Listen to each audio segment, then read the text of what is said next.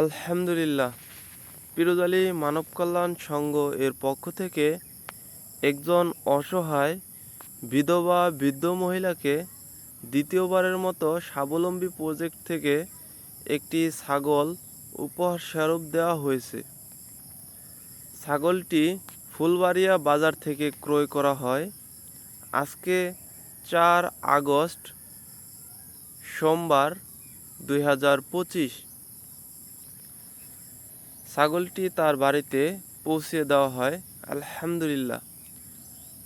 এই বৃদ্ধ মহিলাটির জন্য সকলেই দোয়া করবেন, তিনি যেন এই ছাগলটি লালন পালন করে স্বাবলম্বী হতে পারে। যারা এই মহৎ কাজে পিরোজালি মানব কল্যাণ সংঘ এর পাশে ছিলেন, টাকা, শ্রম, দোয়া ও ভালোবাসা দিয়ে আল্লাহ তাদের উত্তম প্রতিদান দান করুক। আমিন। এভাবে সকলকেই পাশে চাই, সহযোগিতা, দোয়া ও ভালোবাসা দিয়ে।